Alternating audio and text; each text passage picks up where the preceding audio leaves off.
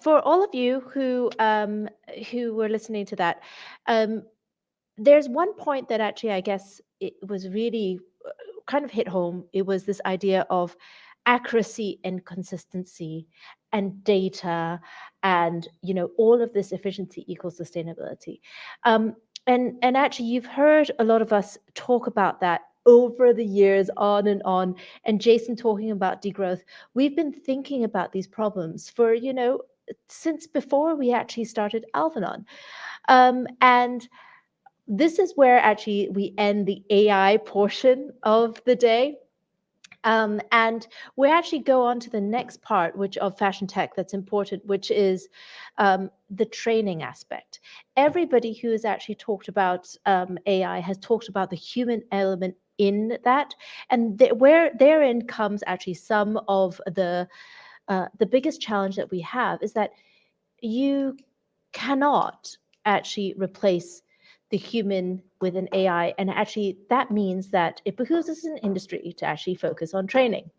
Now, to talk about that with me is my partner in learning, Kathy. Hi, Janice. It's great to join you.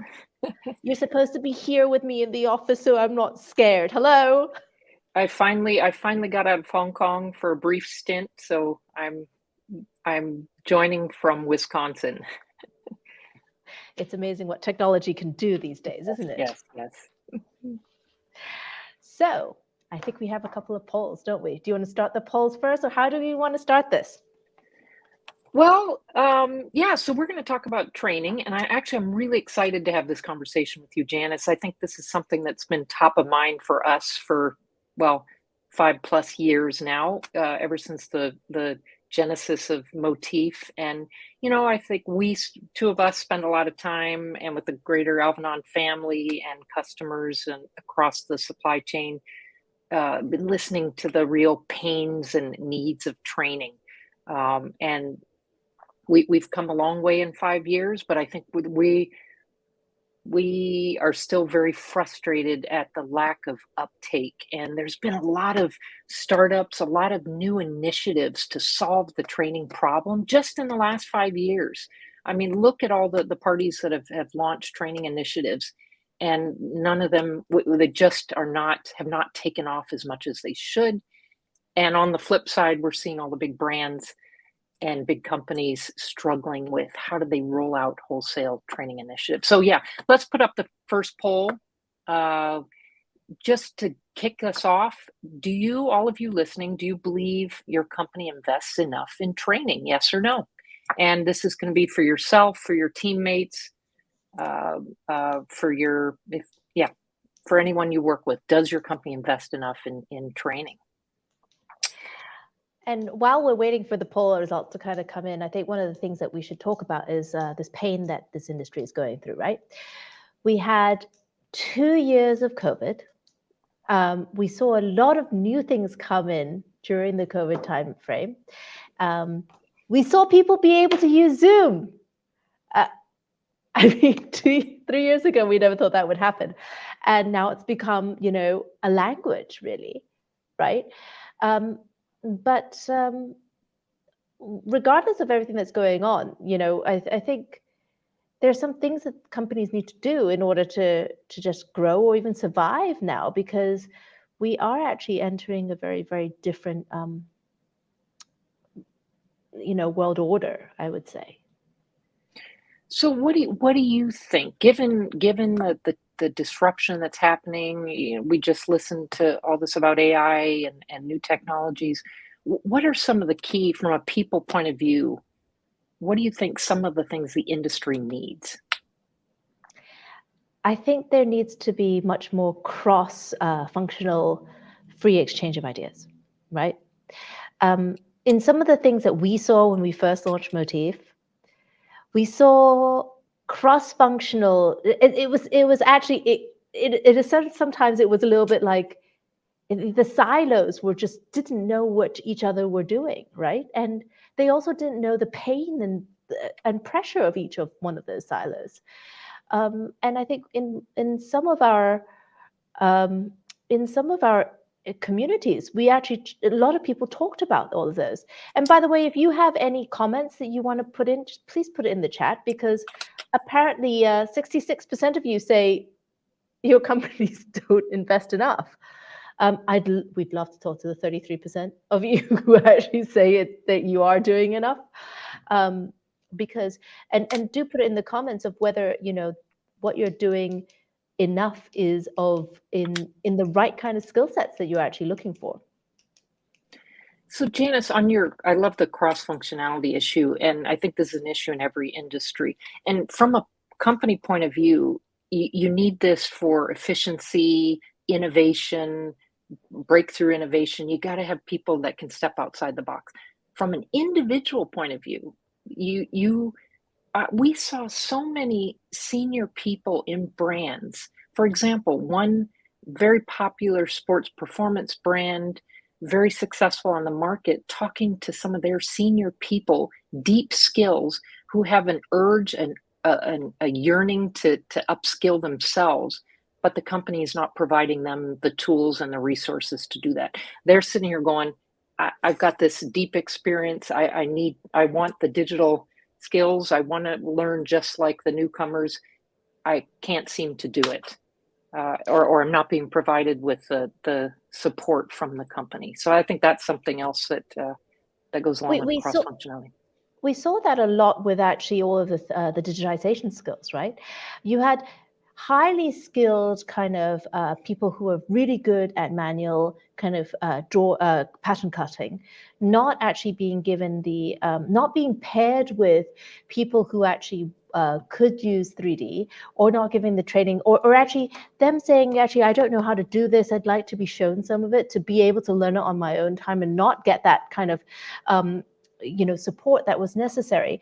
And at the same time, you had young people saying, hey, look, I'm really good digitally, but I'm really terrible at some of the hard skills the technical skills that I need to do. Because, when we went to school, we didn't get industry input.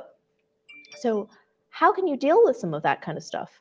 And the other thing is that, there are some things that are highly technical.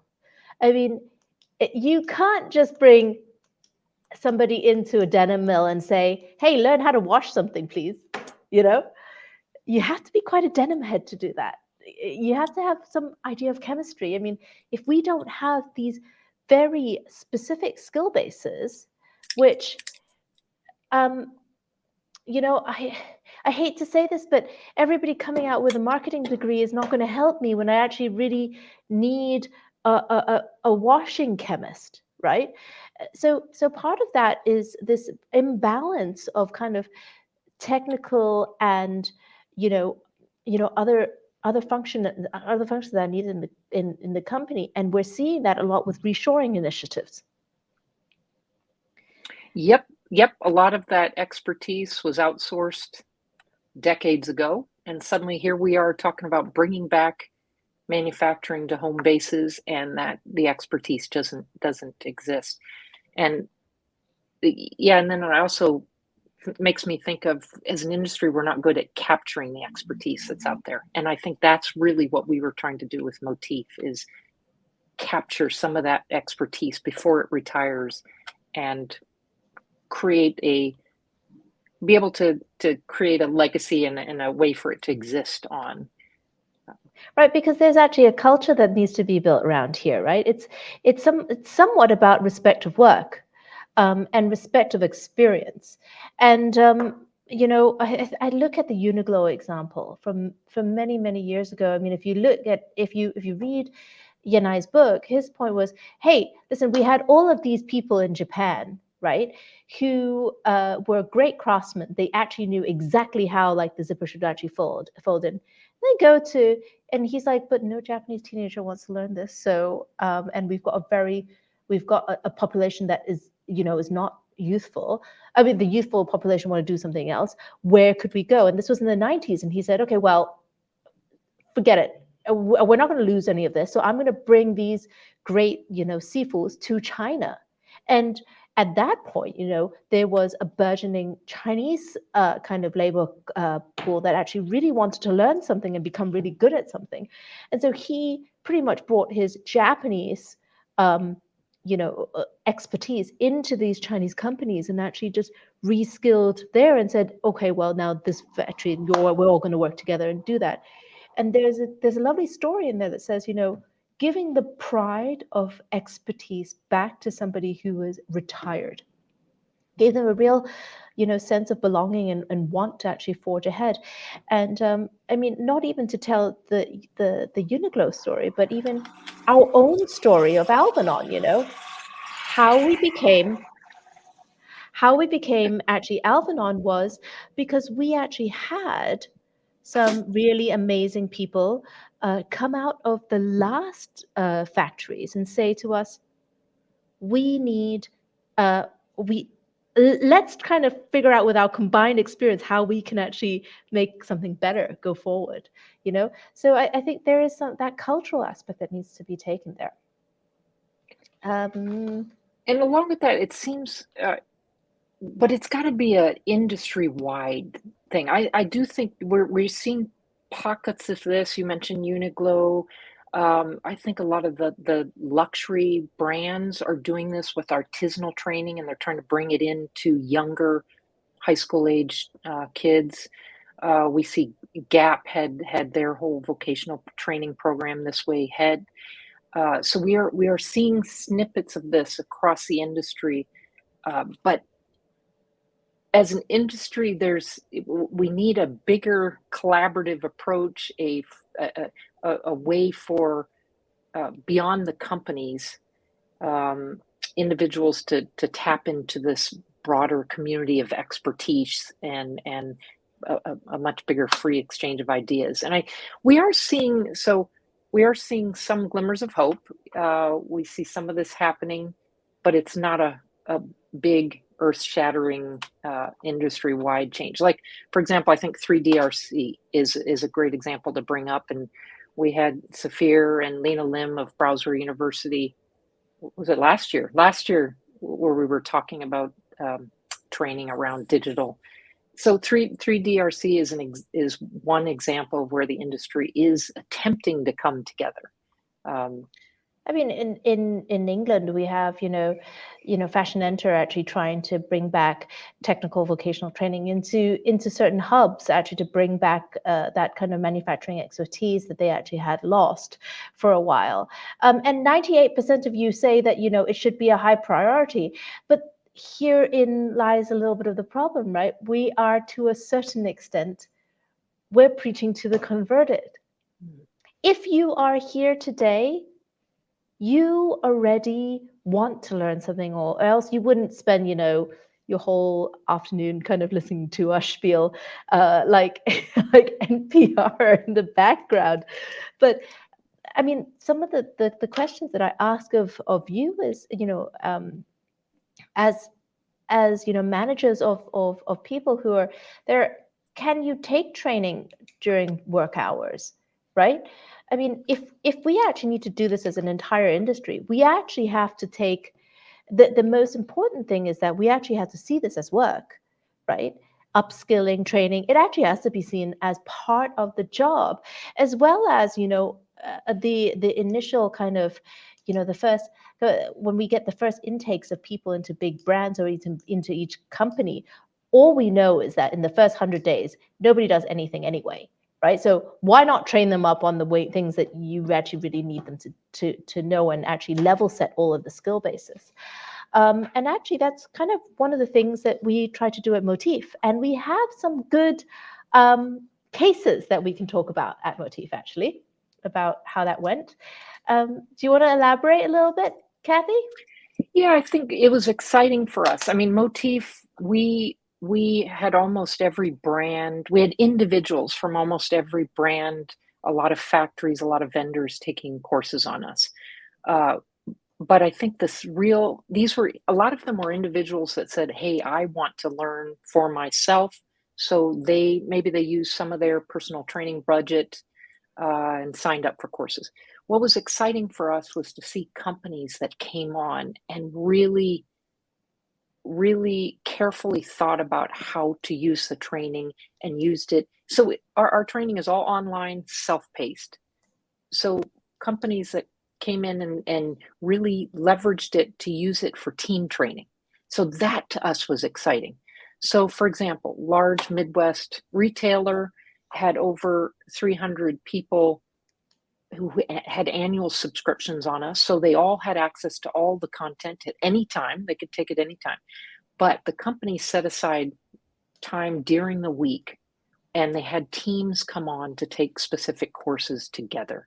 And so just a funny story, MOTIF, we're a startup. We very lean budget. We have very lean team. This was a passion project for us, but this was the first major corporation that came on us. So suddenly our server loads would jump up on Friday afternoon and we were all like, wow, look at this. But it was exciting, and it was a kind of a, what do we call it, pain point, learning point for us. We got to, upgrade our servers just for these corporate loads.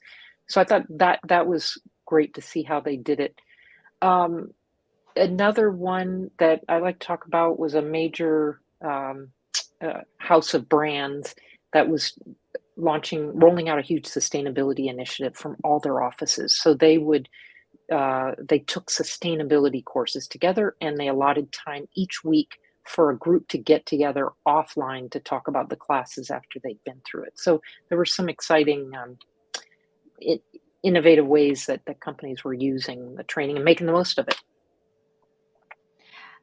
The answers actually have come in from the poll that says, are you able to work on training during work hours? 38% of you say yes, that's wonderful. 8% of you say no, and then 54% of you say sometimes. And I actually have to feel about that sometimes is you're probably carving it out and actually doing some other work overtime as well. Because the one thing that actually I see a lot, and we get complaints about a lot from our clients and also the vendors and everything like that, is like, hey, I don't even have enough time to finish my day job. What are you asking me to do? You're asking me to do triple duty here. You're asking me to work, fill all of the things that somebody else was supposed to do. You're not training me how to do that job actually really all that well anyway. And then we've got like changing benchmarks the whole time. And I think that's something that needs to really be harnessed as an industry. It needs to be, these are the things these are cultural things that needs to change. And if we are going to at some point come to this, point of AI, where we've got all these different technologies converging, and yet we need this kind of human element to actually help it, we all have to start from the same baseline here.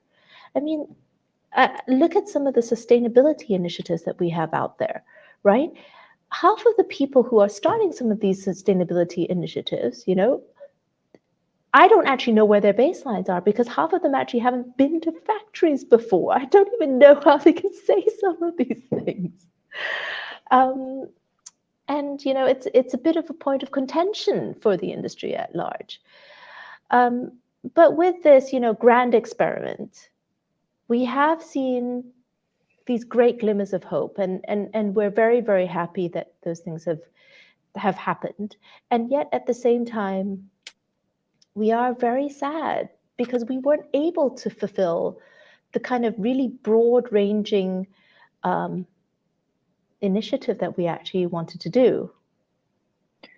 So Janice, this is probably the time to announce to the audience that unfortunately MOTIF will be closing its doors as of December 31. And this is quite tragic for us, because this really was a passion, a labor of love for the whole team and for Alvanon that supported us, and the Mills Fabrica that supported us.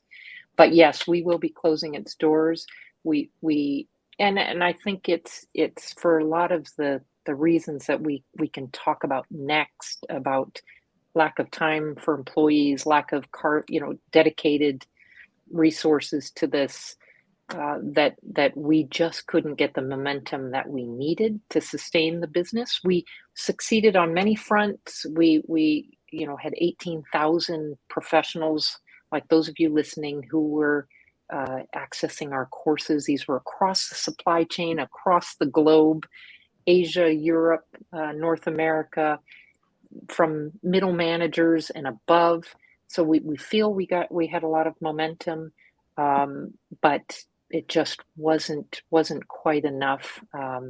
So as of December 31, yes, we'll be shutting down, and that the courses are all available until then. Kathy and I have been through this this kind of torturous situation in the past year, because one of the things that we actually want to tell you is, because it's still out there, right? It's a lot of the things that we started the day saying, all information today is so readily available. You can learn anything you want on YouTube. And, it's part of the curation that's difficult. I think one of the big things that we actually really want to do is, for all of you who have HR directors, right? You have to tell them what you want. Because all of these HR directors, they're there to do, they're currently there for a different role. The role that they're there for a lot of the time is not to understand what your job is. It is to understand that there's not going to be any liability afterwards. And so we actually need to incorporate them into the conversation and say, hey, these are the kinds of people that I'm looking for. These are the kinds of people that will have certain types of training needs. And these are the things that we're actually going to do to empower them. So, one of the things that we have to do is make sure that, as a whole industry, that even though one of the grand experiments that we tried to do didn't do so well, that we still actually support training. I mean, it's the reason why we do 3D Tech Fest, right? We kind of bring everything to the forefront and try to, like crazy, to bring some useful information. Sometimes it's, very difficult. Sometimes it's actually, very, very technical. But I think some of the things we also want to tell you is about Gen Z. And Kathy, you want to talk a little bit about the Gen Z issue that is coming up? You mean just the different type of learning styles? And yes, I think, and this is something we tried to tackle with MOTIF, was the different ways people learn. And I think, going back to what the industry needs, it goes to community, it goes to resources. You need the community of expertise. You need the access to curated resources. So yes, there's a lot of free stuff out there, and the ability to upskill. But also, we're really moving towards a skill-based workforce versus a job. And there's a great report out by Deloitte that I was just looking at yesterday, that I mean, I think this is a hot topic lately. We've always couched things as jobs, and there's 63% of executives have projects where people have employees that say their employees are involved or in projects outside their traditional job scope. So we used to think of everything, this is my job, but we're moving much more to a skill based, and I think that's where Gen Z is really going to amplify this. That you can pile up your little skills that you've acquired through your career, through jobs you've held, through education you've had, and that there'll be much more focus on the skills. And yeah, so Janice, what's your feel of Gen Z? Well, Gen Z is going to be like nearly 30% of the workforce by 2025, between 2025 and 2030. And if we don't find a way to actually empower them through actually some of their technical skills, part of this, I bet you half of the people, some of the people who are here are also Gen Z, right? And you're the ones who have to actually tell us, I know that they watch Discord of, how-tos. I know that they watch, YouTube tutorials. I know they do all of these things that actually are are enhancing all of their skill bases, one on top, layered upon each other, except we don't give them any credit for any of that, right, as an industry. So, I mean, looking at their qualifications, we've got to actually look at a different way of actually looking at those qualifications as well. And so I was just going to say, and you can have the knowledge and the skills, but you also have you need the way to deliver it. And I think that's the big gap in the industry, and that's what MOTIF was trying to solve. We were trying to be this delivery method that was micro learning. You could learn on the job. It was multimodal. You could do different. You'd have access to different things, feedback, social learning, gaming along with it. So the way it's delivered is important too. So it just leads me to ask one last question, which is, in your own company, what can you do? Okay, if you're a junior, we just talked about the intergenerational issue here. We have expertise that's retiring or is not being tapped into, and then we have the new generation coming into the workforce. We need to get out there. If you're just starting out, or if you're young to middle in your career, find a mentor. The expertise is there. People are willing to share their expertise. I mean, that MOTIF, we worked with a lot of these individuals that were more than happy to teach courses on us without a lot of gain to themselves. They were willing to give back to the industry to share their expertise. Find these people, reach out to them, network. This is the age of networking. So online. So yeah, if you're a junior, middle management, you got to lobby for training money, demand it. It's a way to keep people, good people. If you don't have the right internal training, then let your people seek out what they need and give them the time and the resource to do it. And if you're senior management in HR, okay, you've got to just build the training element into the ROI. I mean, I don't have to tell you this. Good people make good companies. And I talk about it all day tomorrow, but good people make good companies, right? And for your C-suite, you know, some of you actually haven't been down on the floor for a while. And I'm allowed to say this because I can see it. And how do I put this?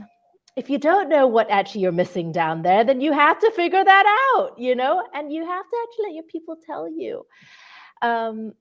And you have to empower that, right? And empowerment is not in words. Empowerment is in budget. Just to give them some budget, right? You're going to have a lot of issues coming forward, and you know what? If you're going to market that you're going to be a great company, you've got to actually invest in your people.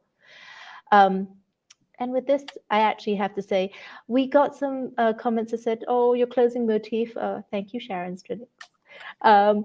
It was. Thank you very much for you know, allowing us to be that value add to the industry. But this fight for the training part, you know, we actually do believe it has to happen in corporations. And so it just leaves me to say, I really have to thank Vanessa Chung of the Mills Fabrica, because she allowed us to have this grand experiment keep going. And it was a grand experiment. And if all of you haven't been to the Mills Fabrica as well, you should see some of the innovative things that they're doing as well, because there is a lot there. And Kathy, Yeah, I don't know. I feel we should be pulling out the tissues and crying, but you know, we set out with a grand ambition to really bring a solution to the industry. We've learned a lot along the way, and I just want to remind people our courses are available until December 31. You can still access them. Now, I have to thank all the organizations, companies that stepped up took a leap of faith and stepped up and partnered with us. LIM College out of New York, they immediately saw the value of taking their course material, repackaging it for a professional audience. So they were our first big partner. They had courses on MOTIF. We had a lot of individual experts. You know, Roz McNulty sharing her clothes 3D skills, Dawn Muthart, her browswear skills, Jackie Lewis, all her costing and sourcing expertise, and then Deborah Schulten, her textile expertise. All these experts still exist, and a lot of their content will exist just in a different forums or on a different platform. So they will go their own ways. But if your company wants any of this access to any of this knowledge, please reach out to Ken Chung or myself. We're happy to put you in touch with the instructors, and they can work with you and share where their courses are going. I want to echo what Janice said, that we couldn't have done this. Alvanon as a company has been fully supportive. Janice is our champion. And then, of course, the whole Mills Fabrica team that stepped up and backed us 2-3 years ago when we really needed and allowed us to continue. So, yeah, on that note, I guess we've run over time. Keep learning. Keep learning, keep training your people. And with that, we move on to our next thing. See you. Kathy really and I, like Kathy and I have been on this journey, and I really, MOTIF wouldn't have existed without her and the amazing team that is MOTIF. And that's the one thing that actually everybody who was in the team at MOTIF, they literally worked down to the last single day, and you know who you are. And we're so grateful for everything that you gave to us. Is the reason why we had 2 previous 3D Tech Fests and a sustainability festival. And, their hard work, you could never, ever, ever, you know, I'm going to cry in a bit. So actually, let's get to the next speaker, okay?